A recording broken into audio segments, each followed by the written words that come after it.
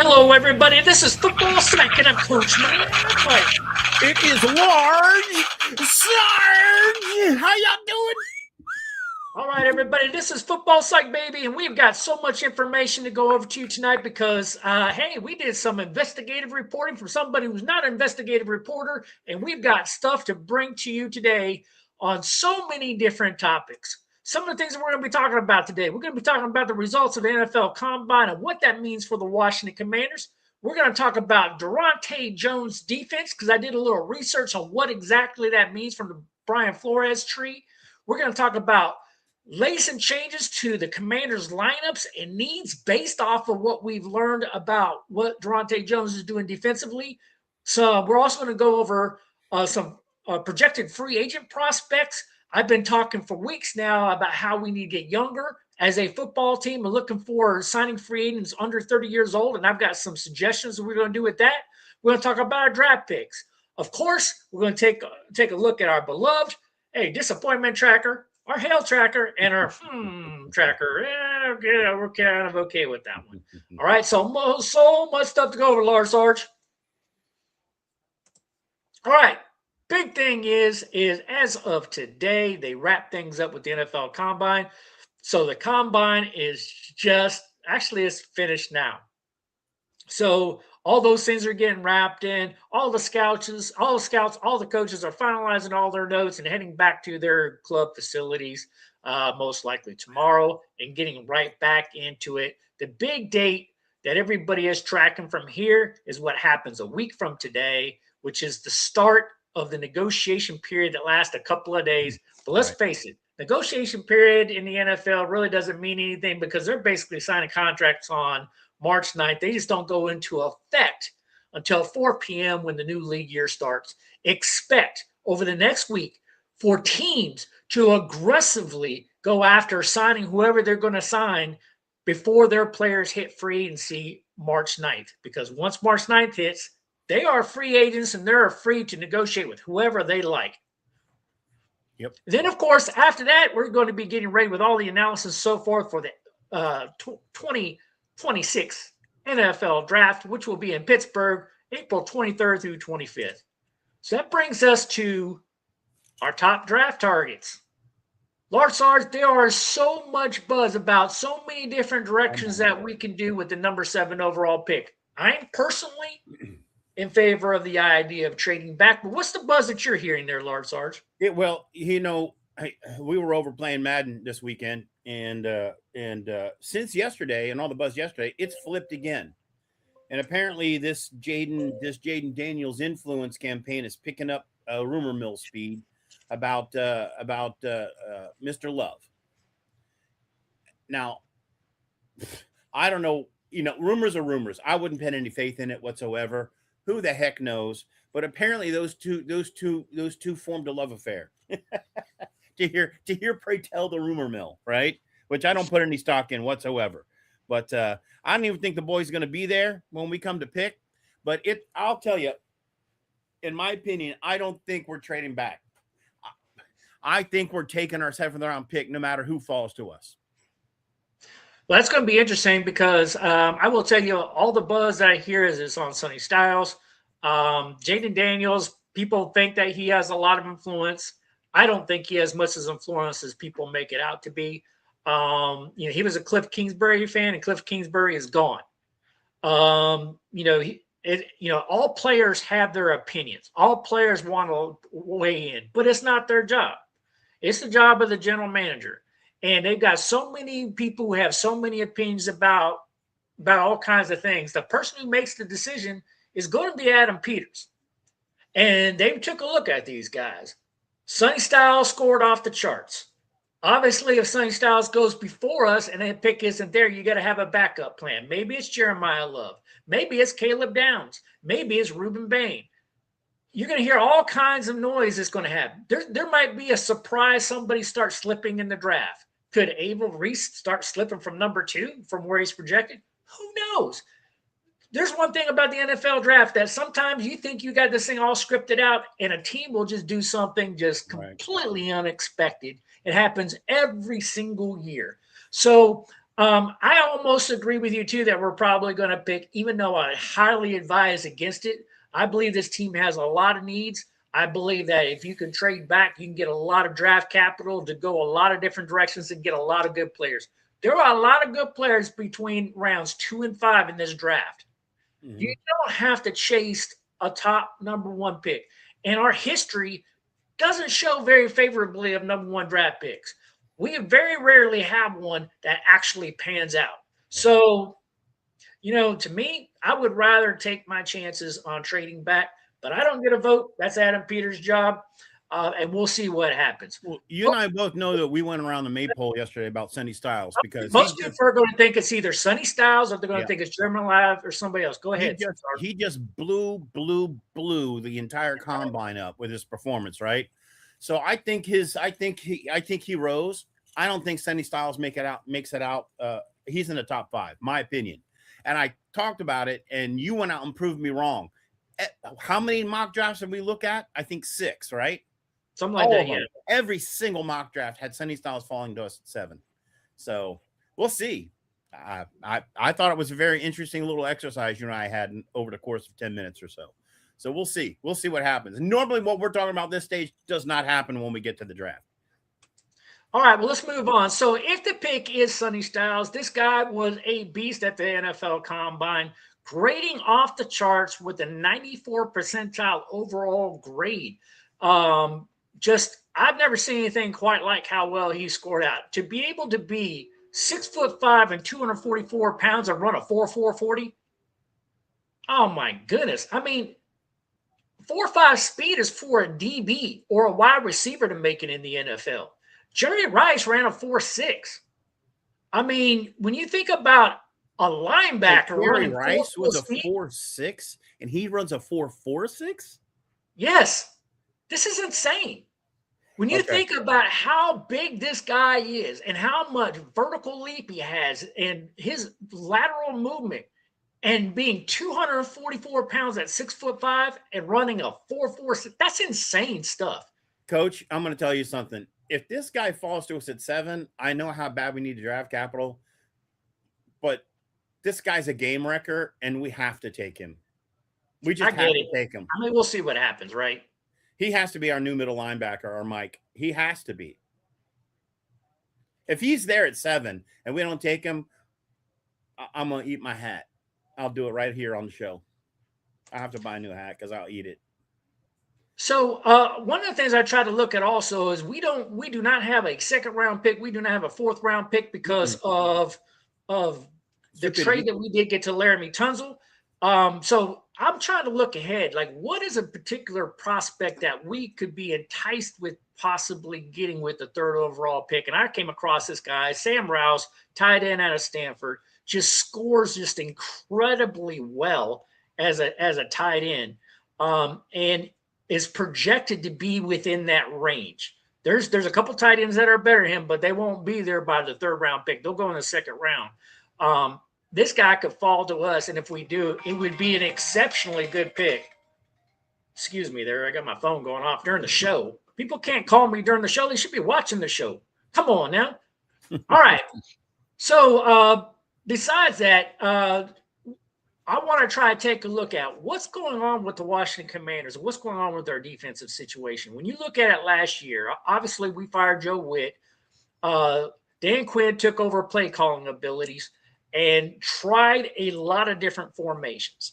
But there was a thing that was going on last year. So many things just went horribly wrong. In the process of that, Doris Armstrong graded out as our best defensive line with a 77.6 grade before his injury. Percy Butler, his overall defensive grade was 69.3. All right. Even though he had a huge reduction in snaps that we had, Bobby Wagner led the team in tackles with 162. I think he was like 3rd or 4th in the NFL. And Von Miller had 9 sacks, even though he barely played. He was mostly work on this package deal on rush situations. But our team was dead last in the National Football League in total defense. Number 32. Yeah. All those categories put us in the bottom 5 pretty much across the board other than sacks. And that sacks is inflated a little bit because of the Von Miller sub-package deals. You know, when you talk about guys that are primary on the field, this was a bottom 5, very, very close to last defense in the NFL. And it needs a complete overhaul. And so that is the intent of the Washington Commanders. I've researched this thing. The intent is we are going to be going in a completely different direction for 2026. So I want to show you this because the system that we're going to on the Brian Flores tree that Devontae Jones is being charged with is implement something that's close to what they call a 3-4 defense. I've had a chance to look at this defense and study it quite in depth. It looks more like a 5-2-4 to me, but a lot of times they'll run this in a very press cover 0, dropping back sometimes into a cover 1, cover 2 type scheme. It is meant to create confusion. It's meant to disguise the coverage because all the stunts, all the coverage plays, whether it's a 0, 1, 2 coverage scheme, whether we have pressure blitzes, they all run out of the basic same package to cause massive confusion and to limit the thinking process and the pre-reads of the quarterback. And the overall intent is to create chaos to fluster a quarterback.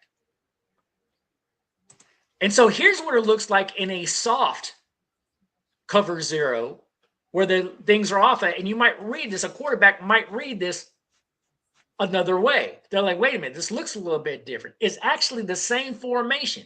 It's just that the corners are playing a little bit further back. But it's hard to tell when you read this. Are they in man? Are they in zone? Who's blitzing? It causes quarterbacks to kind of like, oh my goodness, I don't know what's getting ready to come at me. And the whole idea is to throw them off of their game and to get them to panic. The way you beat it is to remain calm and run your scheme and not try to second guess it. Because when it does, this is what happened when Jared Goff had to play the Vikings. They wrecked his day. Goff was thinking it was cover 0. He was calling audibles. They were really disguising it. It was really a cover 2. It caused him a lot of frustration. He was scrambling around. He was frustrated most of the time, and he just got wrecked. And you pointed out to me, it wasn't just the first time that they played. It was the second time, too, so they didn't learn anything. Nothing. Nope. Totally messed up Dan Campbell and Jared Goff. They didn't know how to handle it. So the difference between that scheme and the scheme that we ran is the scheme that we ran last year, bottom 5 in the NFL. The Vikings, top 5 in the NFL. Top 5. We're a little bit more enticed on, hey, let's try to get a top 5 defense in the NFL. And so now the question comes into that everybody's worried about is, well, do we have the personnel even to do it? And our overall going in assumption, and what I've heard on this show and what I hear pundits say and what I hear fans say is we don't have the personnel to do that. Well, the more I investigate it, I'm not so sure. I actually think we do have the personnel to be able to do it. I'm not saying that we have all the ideal pieces and that we can't get stronger and better, but it's a prettier picture than what most people realize. Well, let's clarify that, Coach. We do not have the personnel to run a textbook NFL 3-4. This is not a textbook NFL 3-4. Explain that. Yeah, no, it's a hybrid. It is what I mentioned just a little while ago. To me, if someone put it on film and they asked me to assess what kind of defense it is, it looks more like a 5-2-4 to me. That's pressed, a 5-2-4 pressed. They call it a 3-4, but the reason why they don't call it a 5-2-4 is because of the edge rushers. The edge rushers do not have their hands in the dirt. They're standing up. If you look at them up at the top, you can see the guy up near the 40 up there. He's standing up. The one on the bottom is looking like he's a little bit down, but that's because the real guy that's the edge is really back 10 yards in this play. They're really disguising everything that they're doing. He's going to go to the flat, but he's there. The idea is they called it 3-4 because both outside linebackers, they're not edge rushers, they're outside linebackers. They are standing up. They do not have their hand in the dirt. And it's not a typical edge rush, all out blitzing, trying to cover the edge to get to the quarterback. But they're on the line. But they're on the line. So you have 3 down linemen, 3 tackles, and 2. That's why sometimes when you look at it, you're like, wait a minute, it looks like they're in the 3-4. The other times it looks like they're in a 5-2-4, but in reality, it's the same formation. Mm-hmm. It's whether or not the linebackers are off the line or on the line, but they could still stunt and do all the same kinds of things. It's kind of a crazy thing, but it's meant to create chaos. Now, here's the secret before we move on. I show you that stuff about this, right? In order to pull that off, it is a lot of assignment level football. You've got to believe in the play as a player when the coach calls it and do your job and do your assignment. If you're supposed to go in around the edge and blitz, you can't second guess it. You can't be trying to read the play and doing something different, because this is made to happen fast and it's made to happen violently and it's meant to create chaos. And you have to do your part, because if you're not where you're supposed to be, it can create holes that can absolutely be exploited. So you've got to do your job. And so when they tell you to go, you go. When you're supposed to drop, you drop. When the ball's in the air and a player has a ball, then you can make your move. Otherwise, you are going to your assignments on this thing. But it is fast-paced, and it is meant to be highly disruptive. All right, so I had a chance to look at this and base it out off of Daronte Jones' defense. Now, I took a couple film things that I looked at. There's one particular film that I looked at where this play was actually called during the game with the Dallas Cowboys, where we got a safety. And most people go like, oh, well, we were pressing the line of scrimmage. We were playing like a goal line defense to try to go after that safety. No, we weren't. Guess what we were doing? We were running a hybrid of this 3-4. Like, Dan Quinn already understands this concept.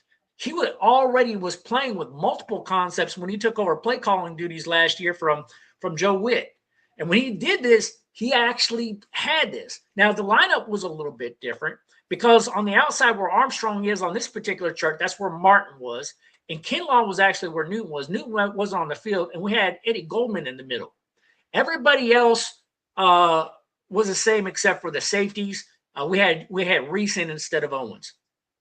But everybody else was the same. And he immediately called a stunt package out of that, and they came up with the safety. It happened fast before Dak Prescott can even really kind of read the defense and release the ball. It wasn't a look that he was used to. It caused him to pause and stutter, and that was all the time they needed to get to him to come down with the safety. And it was over. And he probably got up going like, what just happened? It was over that quick. So in this particular 3-4, like, the thing is do we have the people to pull it off? Well, I just laid out on here people who are on contract. The only person on this roster that's not on contract right now is Bobby Wagner. Wags, yeah. Right? We could re-sign Wags, but I think we can even make a case that we don't sign Wags if Sonny Styles falls to us at number 7, and that's who we pick.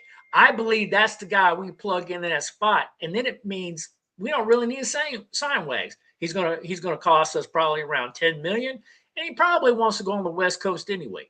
So when I look at this, and I just look at people we currently have on contract, and it's kind of crazy because right now the people that we have on contract, we only have 52 people on contract right now, right? And that's low. We're going to get this roster up to 90, so we're going to add 38 people to the contract over the next couple of months to get ready to go for our serious offseason program. So we're going to add a lot of players. We're going to have draft players. We're going to have free agency players. And then we're going to have post-draft players that we sign to this roster. So this will get fleshed out. And I'm not saying that this is week 1 starting material. This is probably not even preseason 1 material. But I'm trying to make the case that the idea that we don't have the personnel to run this defense, I want to take that out of everybody's mind, because I had to take it out of my own mind. That was what I thought too, until I really studied it. And when I studied, I'm like, oh my goodness, we actually have the people right now on contract. Because if you say, well, Wags is not on contract, well, we could put Kane Madrano over there, and I could start this defense today. We have the people today to do it. Now, there's no depth behind them, but we're going to build depth over the next couple of months because we're going to sign 38 players to this roster to get us up to 90, and we're going to try a bunch of people out. We have free agency, we have the draft, and we have post-draft free agency. A lot of time to add a lot of players, and we have a lot of cap space to do things. So we're going to play around. But the nucleus of what we need to pull off a Durante Jones defense from the Brian Flores system, it's all there. It's ready to go. It's concrete. What do you think about that, Lars?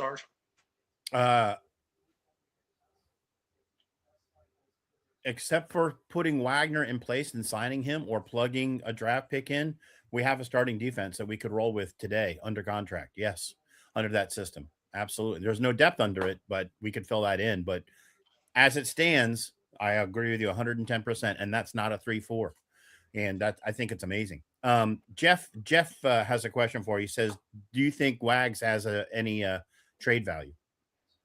No, well, first of all, the answer to that trade value is no, because we don't have him on contract. Right. We don't have him under contract. So, like we would have to sign him and then turn around and trade him. Right. And teams don't usually sign a player and then trade him, right? So he's going to hit the open market on March 9th, and we have a choice to make. Are we going to re-sign him? And it could be a tall tale sign, because if we sign him, then you got to question yourself: are we really going to go after Sonny Styles, or are we going after Jeremiah Love, or are we going after somebody else? Yeah.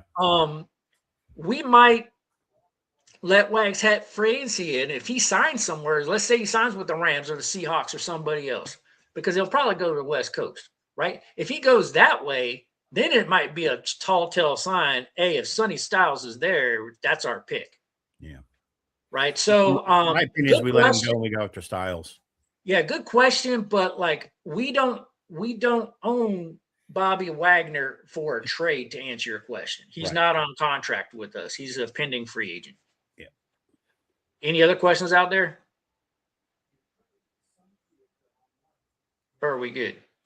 I put a couple players on here that probably are not necessarily in the fold. I like Owens at safety. We are probably going to get another safety. You could plug a couple people in there. You could plug Harris in there. You could put Butler in there.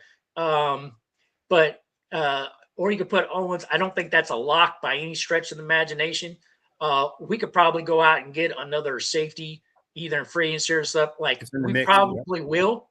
Owens needs more time to develop, so I'm not saying that he's going to be a starter, so don't beat me up on that one. But like I throw it on there just to show you if I needed to start one today, I could do it. And like I said, I could put Kane Madrano where Wagner is, and we could roll with it today.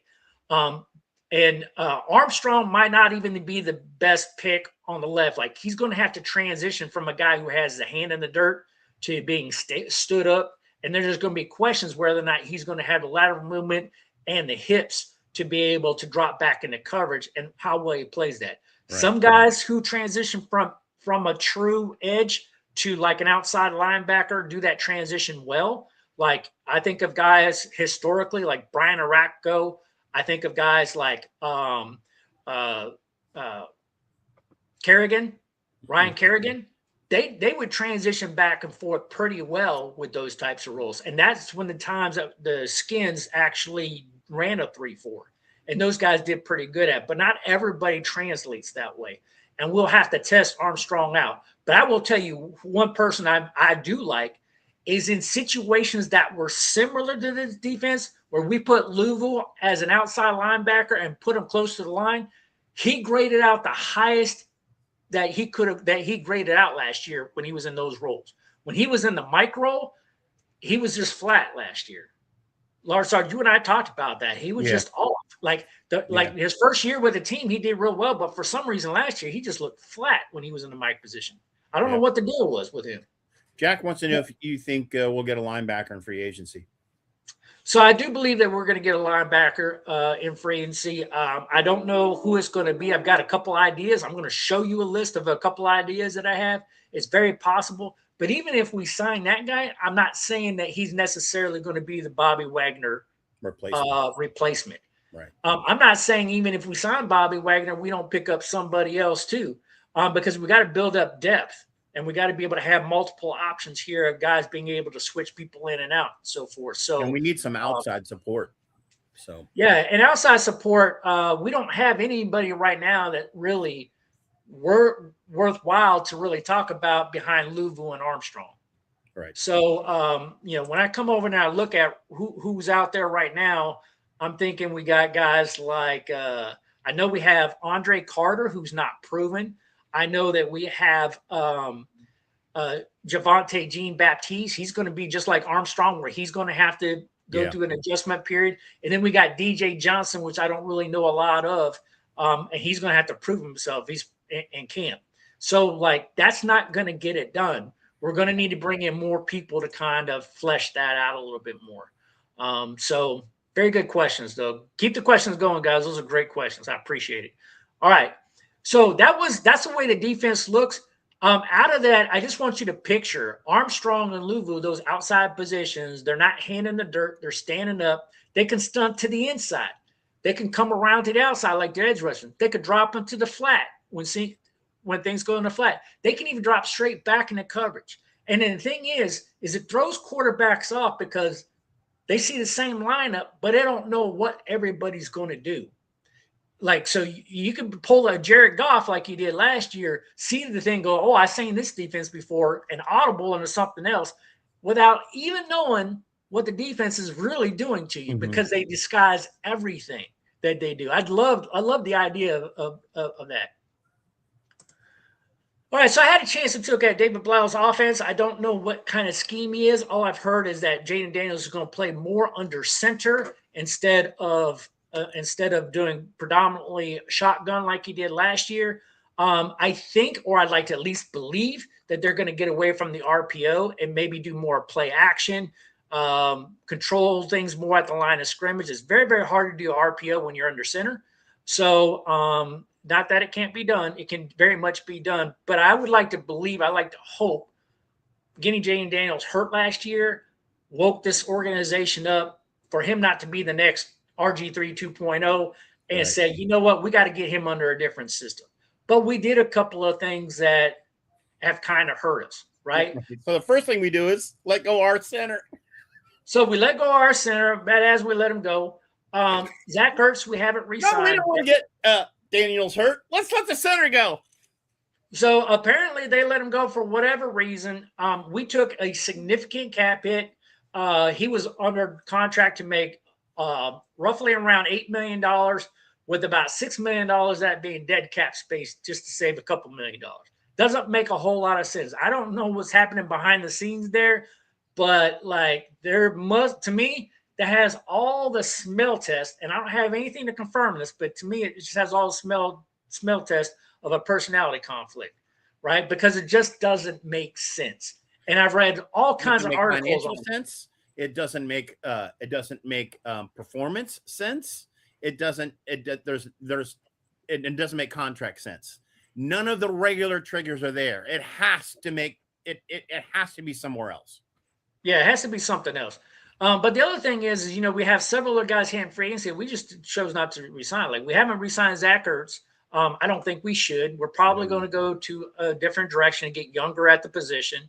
I didn't plug in Benson out there because I think he has a long way to go. We even saw an interview with David Blau there and Dan Quinn where they're like, they even acknowledged, he's got a ways to go. He's got more development to do. We didn't re-sign Noah Brown yet. We're probably looking at not re-signing Noah Brown. We're probably looking at getting another receiver on the outside. Our slot receiver was Debo.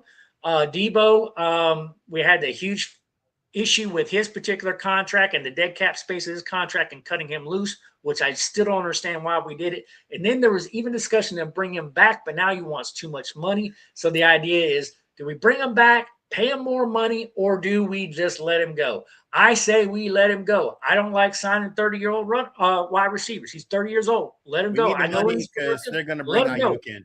It's all opening the door to bring Ayuk. Ayuk is coming. It just kind of depends on what kind of contract we get with Ayuk. Oh, we're going to pay him the money. Here's like let's be careful about automatically guaranteeing we're going to do stuff, because here's the deal. When it comes to Terry McLaurin, his contract was a beast. And if Yeah, we can't afford to have two beast I contracts know. just because people want to make it sound like we do, I agree. because you can't have that much money wrapped up in one I position. agree. I'm just, this organization is that stupid. They're going to pay him the money to get him here. And so the latest buzz I'm hearing at center, though, is Allegretti. This is late breaking Yeah, news. It just happened just about an hour or two ago. unbelievably They stupid. gave him a contract extension. So Allegretti just got a contract extension. That paperwork was finalized today, and all signs is Allegretti's going to play center. They're still not committing to it. They're saying he's going to compete for the job, but apparently he's in the plans to offer him an extension to make sure that he's sticking around. All other Um, free agency centers that are available that would be great replacements for Biotish are a hell of a lot more than Biotish would have been. Baltimore center is open. Minnesota's center is open, and their contracts are double. We'll have to pay double in free agency to replace Biotish. And they don't have the money. They don't want to spend the money. So, and I think putting Allegretti in is a mistake. It's just there's no way that Allegretti replaces Biotish. That is just ridiculous to me. Well, I will tell you that Allegretti does have center experience. He's the only one on this line that has true center experience on here. I didn't go back and find his grades of how well he graded out when he did play center, but he didn't stay there. So that tells me they couldn't have been great, because great players don't move from positions, right? So And I also have great experience making a French souffle in my dreams. So, yeah. All right. So, what can you expect to happen going forward? Well, I will tell you, we got another late breaking release here, and that is the pending release of Marshawn Lattimore. It sounds like they're eking out the final injury settlement with Marshawn. It's upwards of $3 million of an injury settlement. They'll get that stuff done. They'll write that check, and he will be out the door, which will give us an overall cap savings of $18.5 million with no dead cap. So that will put us in a pretty good situation to go out and get another talented player. I had high hopes for Marshawn Lattimore when he came to this team, being a Pro Bowl out of New Orleans. I'm very, very disappointed it didn't work out for him. I'm not going to celebrate the fact that he's leaving. I'm actually disappointed in the time that he spent in Washington, because I was actually optimistic that he would be a lot better than what he was. We wanted that to work. Yeah, we wanted it to work, right? So I think it's just one where we just got to accept it and move on at this point, right? So best of luck to Marshawn Lattimore. I hope all his injury stuff gets settled, but we have to go a different direction as a club, and we are going to be in the market for another corner to replace him. I don't believe we have that guy on the roster right now. So we're going to be in it. The other one I think could go is Will Harris. I don't see how Will Harris really fits in here. He's in the final year of his contract, making $4.76 million. Well, we can do $3.76 million because only $1 million of that would be dead cap.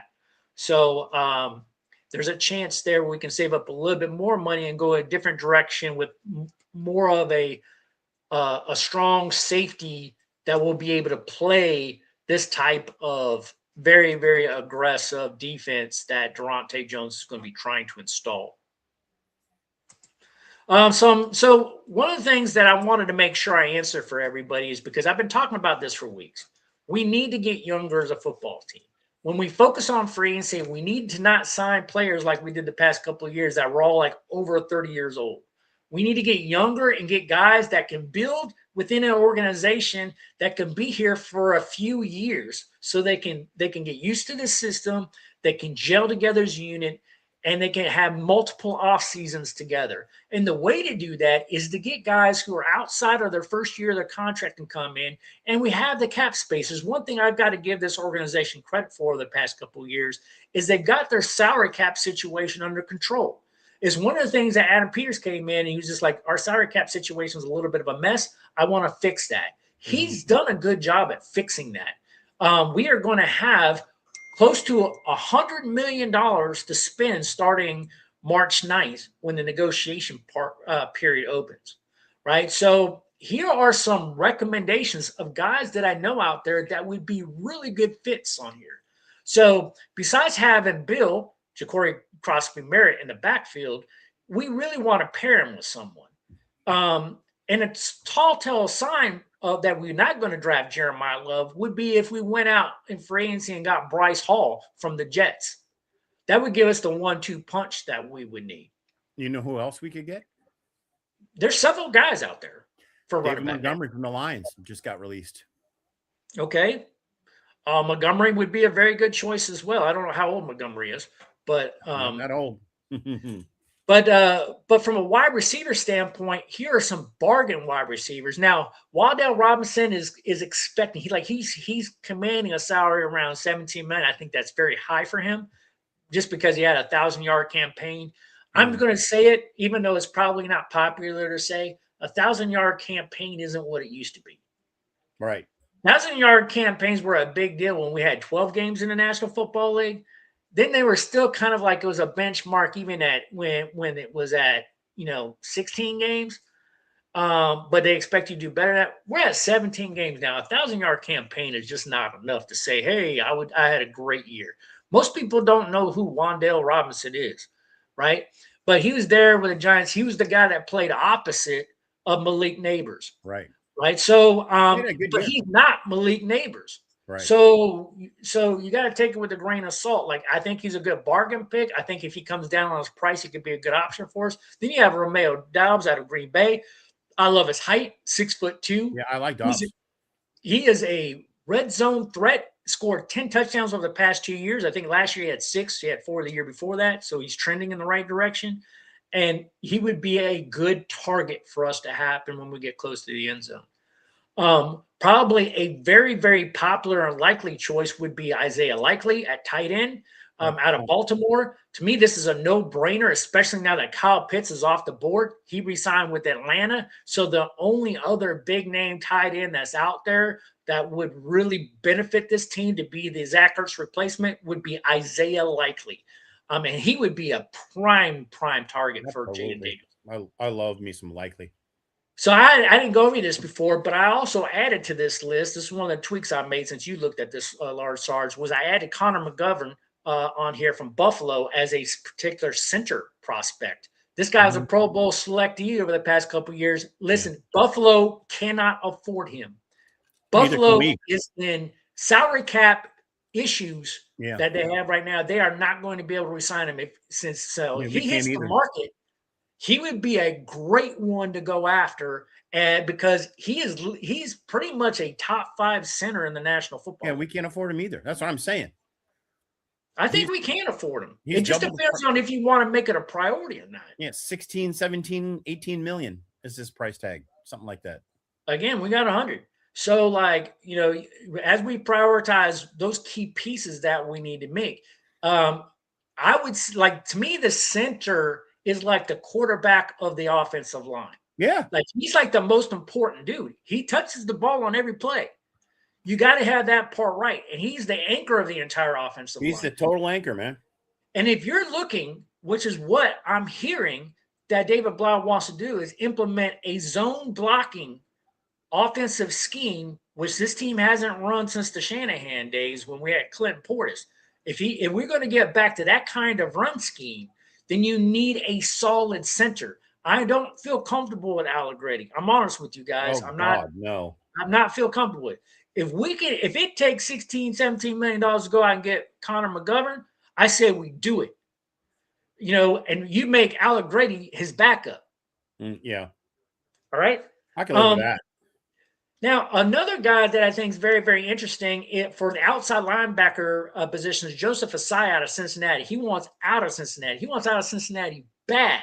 And he's already played edge in this outside linebacker role, which is what we want. We want that outside linebacker part for this defense that Durante Jones is going to be doing. This guy would be perfect. He has just absolutely great skills that would transition very, very well to this team. Somebody asked earlier about linebackers. I do think we're going to sign linebackers in free agency. Here's 2 that I would recommend. Quay Walker and Jalen Phillips. Quay Walker out of Green Bay, Jalen Phillips out of Philadelphia. Both are doing. I put my comments there. Quay Walker, extraordinarily great sideline to sideline range, and his blitzing ability and ability to play and make tackles in the backfield. But he has a little bit of downside. He's going to need to work a little bit on his pass coverage skill work, but I think he has all the skills to do it. He just needs to be coached up a little bit, which all these guys, I'm just going to be straight with you. We're switching to a new defense. All these guys are going to need to be coached up. So just realize it's going to be there. I think it's okay. I think it's a safe bet. Jalen Phillips, he has edge and linebacker experience as well. He could play on the outside, but Jalen Phillips could also play on the inside. That guy could play pretty much any linebacker role that you have, so he's versatile. I think that would make an actual thing. I told you we need a replacement for Marshawn Lattimore. I think Cordell Flott would be a good one. Jalen Watson would be a good one. Alontae Taylor would be a good one. All these guys can play slot. Flott could play the slot. He could play outside. So if there's an injury, he's very, very versatile. Jalen Watson has not given up a touchdown in 2 seasons. I don't know what his market value is going to be. He plays on very, very limited sun patches a lot of times in Kansas City. But, that guy's a shut-down corner. So, it's just very, very interesting. And the one that I like about Alontae Taylor out of New Orleans, 7 sacks from blitzers, and he has slot experience. What do we want to do in our thing? We want to have corner blitzes. We want somebody who can get to the quarterback. We want to have that threat on the field. Alontae Taylor would be exceptional in the defense that we're about ready to run.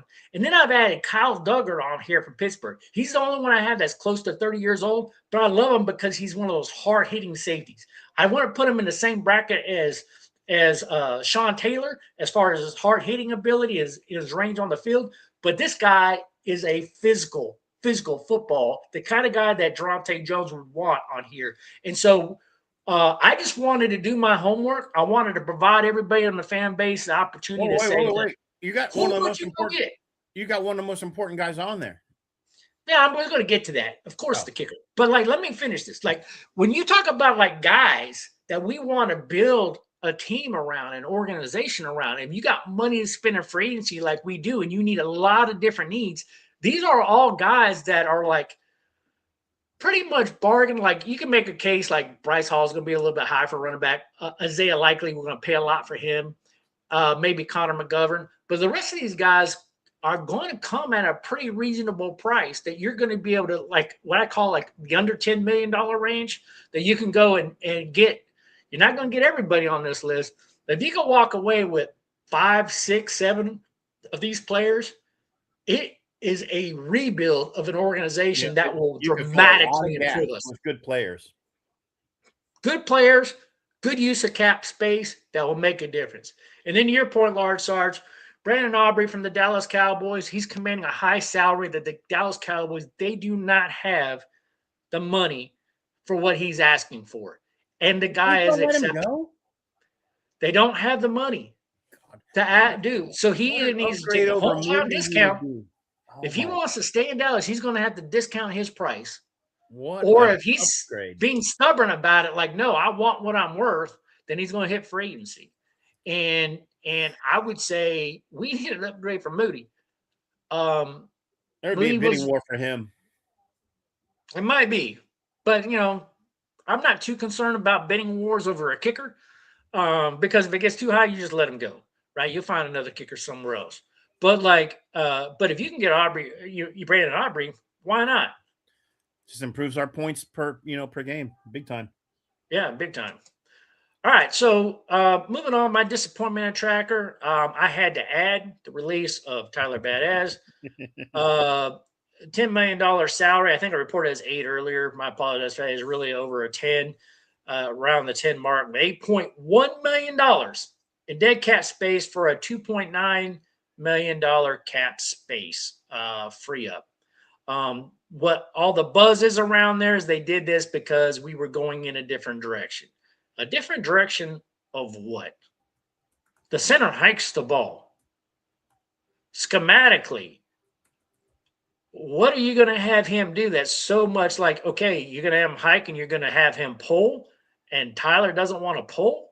Like, what kind of different direction are you talking about? Someone's got to explain that one to me, Mhm. especially when you get a 2.9 cap space savings off of it, which is not enough to sign another center, right? And you're taking on $8.1 million dead cap space. That's insane.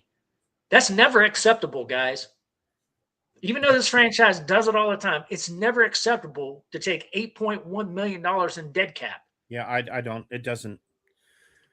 Like what was the personality thing? Someone put itch spray in his jock strap, and he was mad about it. I mean, like seriously, what? He spoke up when he wasn't supposed to in a team meeting. I mean, seriously, an $8 million mistake, and no, something is really off here.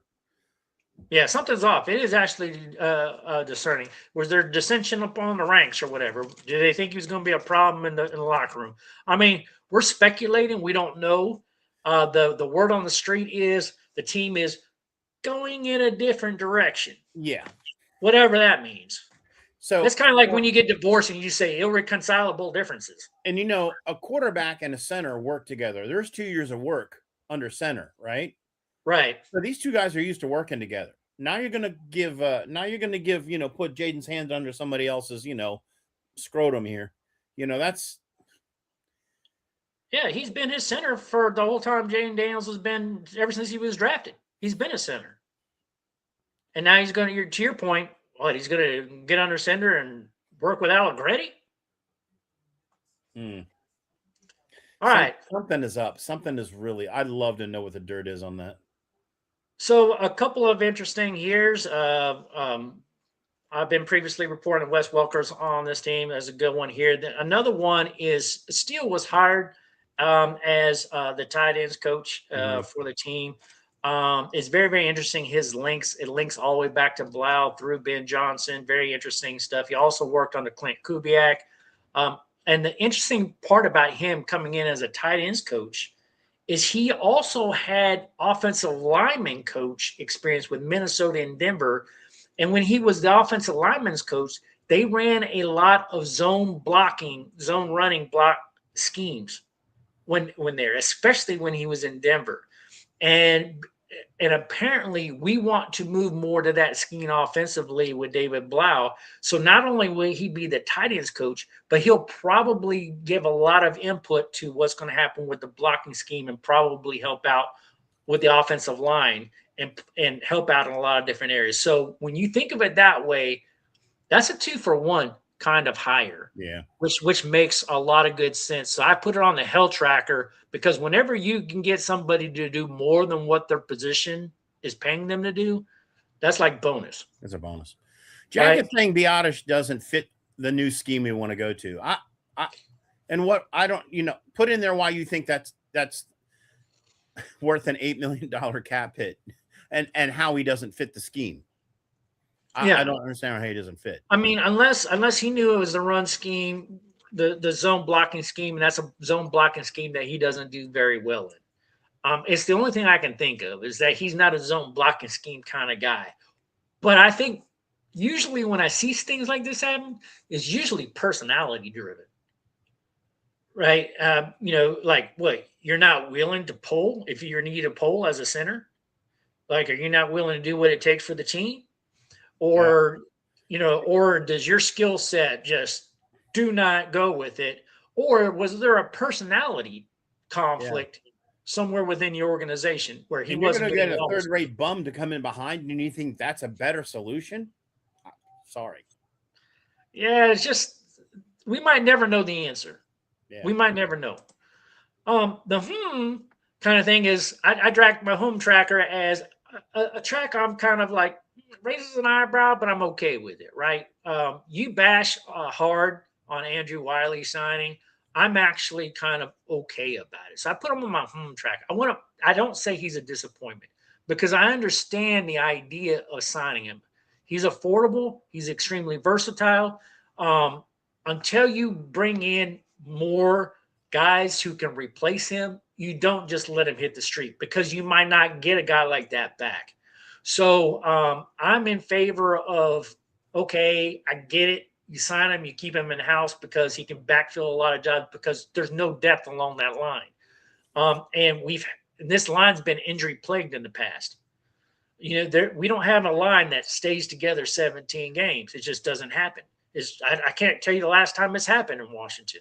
Yeah. It's always been, hey, who do we got that's healthy enough to go? Let's line them up. Let's go.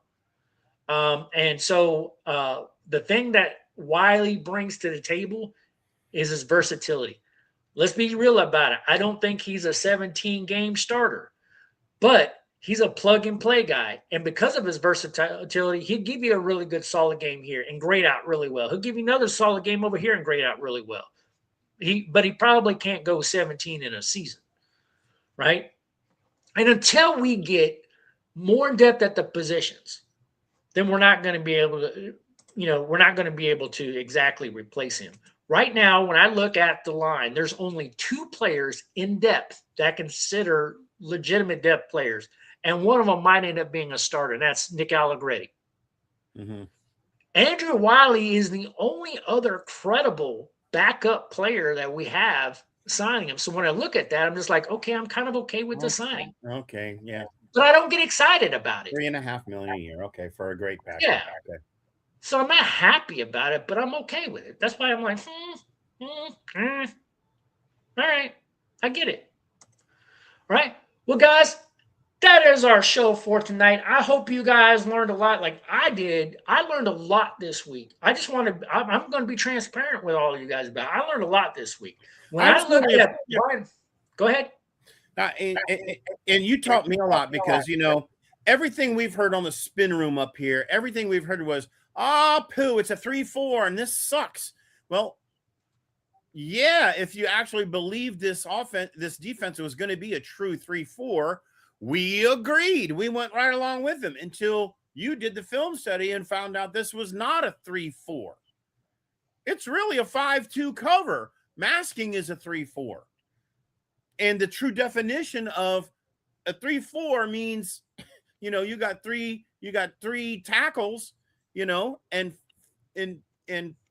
5 linebackers. Well, this disguises it's a hybrid. It's a hybrid. Yeah, it's a hybrid. Thank you for doing that homework because it totally changes what we're looking at. And it does work for us. It does mean we have the player personnel. We don't need we need help, of course, but we don't need ridiculous help on defense to get us there to put this in place.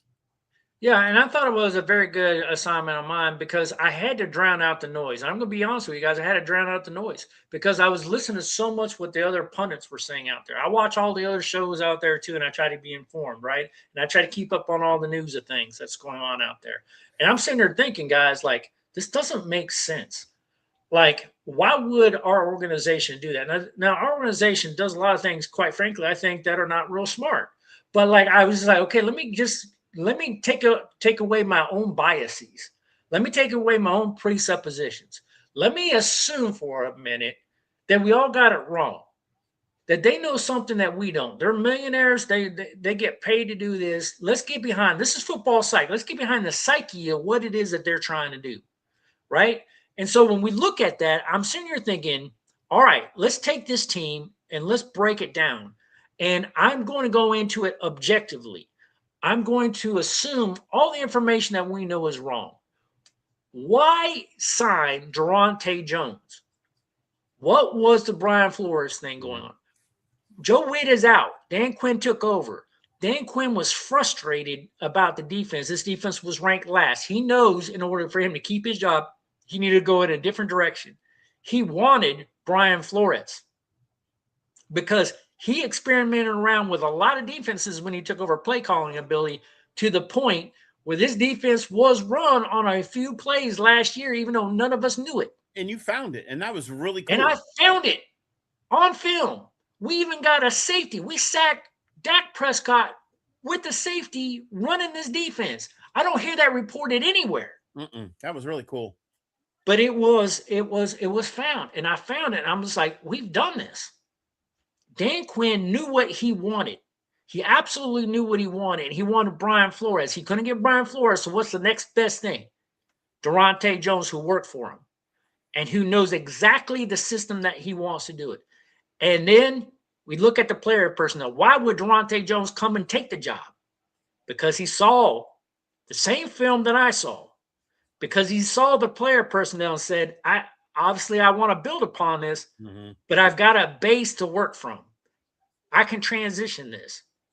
And the idea is to go from one of the 5 worst defenses in the National Football League to a top 5 defense like the Minnesota Vikings is. I'll take top 10. I'll take top 10 too. I mean, it's a long way to go from bottom 5. We need Sonny Styles. I'm sorry to say it. We need Sonny Styles. We need You to don't take need to that be sorry to guy say it. to I mean, build- Sonny Styles there, and we get it. I'm not going to cry in my milk. We get a safety. But- we get Sonny Styles. We free agency a corner in there. Yeah, I mean, it really depends on how we play. We could get into the top 10 with something like that, and a lot of work in the offseason, right? A lot of work. Yeah. So let me tell you this. I actually think we can make our biggest impact on building this team with the $100 million we have in free agency. Yeah, of course. We only have 6 draft picks. We have a first round and a third rounder. You're not rebuilding a team with 2 players, because when you think about draft picks 5 and beyond, like, you hope some of them can be an immediate impact. A lot of those guys end up on the practice squad or in depth, right? Like, and we need depth, so I get it. But like, you can expect 1 or 2 players actually make an immediate impact. And if we do get Sonny Styles, of course, he'll probably be that immediate impact player, and that will probably be about it. Everybody else that we're going to bring into this team is going to have to come from free agency. And I mean, that's rolling a lot of your eggs, right? You're betting on him being, a future franchise defensive anchor, right? The new Micah Parsons, right? That's what you're looking for, is a Micah Parsons like player. You're rolling a lot of eggs, like going out and finding a franchise quarterback, right? You're rolling a lot of eggs on that, right? But that's how you build teams. Yeah, it's how you build teams, right? And but I will tell you, it takes more than one player. I like the idea of falling back, because I think this team needs a lot more than one player. But one player, if you want to bring one player in and you're going to focus on free agency to surround them with the other players in it, I'm okay with that. We're going to find out first. Free agency starts before the draft. Right. So we're going to find out where they're going to go, right? Where they're going to go. Yeah, we're going to find out where we're going to go, and we're going to see how much this team is built. If it's done right, there will be no holes on this team before the draft even starts. So then when the draft starts, we can just take the best available player on the board. Right. Which, if Sonny Styles falls to us, we're just like, yep, we got him. Thank you. Mm-hmm. And he'll have an incredible surrounding cast.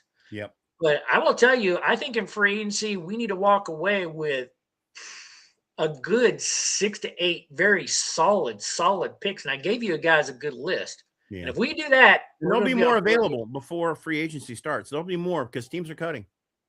Yep. I made a mistake. Montgomery was cut by the Lions and picked up by the Texans. He's already gone. How did that happen? I mean, free agency hasn't started yet. Don't know. They must have worked a trade, because that's illegal. I don't know. That's illegal. So you need to do some homework on that one, because another team just told me, yeah. So free agency starts. Yeah, it was a trade. There was a trade. I think they gave up a lot. A 4th round, a 5th round, something. They worked. Yeah, so you guys do the homework on that. Put that in the comment section so everybody's tracking on that. I do not have the information on that. I'm not going to look it up when I'm live on the show. But we're going, we need to get behind. Not that it impacts the Commanders. I probably wouldn't have put on the show anyway. But if he's available, we'll consider him. There's going to be several running backs that are in consideration. I put Bryce Hall because he's the most intriguing to me, but there's probably like a good 5 to 6 that would turn out pretty well here. And to Lard Sarge's point, there's going to be players getting released every day. Yeah. Right. There's going to be players that get re-signed by teams every day because they don't want them to hit free agency. And they're going to have other guys that they're going to be still on contract that are like, you don't have a place here. I'm going to let you go so you can go hit free agency. I think the center position just became the number 1 priority for this offense, to be honest with you. I really do. I know we had a lot of other holes, but. Well, we need a couple receivers and we need a tight end. I mean, I will tell you that tight end position, you don't win Super Bowls without a defense, and you don't run the ball or pass it without an offensive line. And the captain of the offensive line is who? Yeah, it's the center. So, and I know this more than anyone. It's how I play Madden. Your offensive line is everything, and that anchor in the middle is what everything else runs off of. You don't have that anchor, man. We'll see. We'll see. All right, guys. Well, that is our show there for tonight. Great show to tell you. I really enjoyed doing all the research. I hope you guys enjoyed it. Make sure you share this link with your friends. Make sure you share it. Make sure you watch it again. Like it. If you're not subscribed, make sure you subscribe it. Get the word out to people. Bring a buddy next time with you. It's a football psych, baby. And we're out of here. Woo-hoo. Hail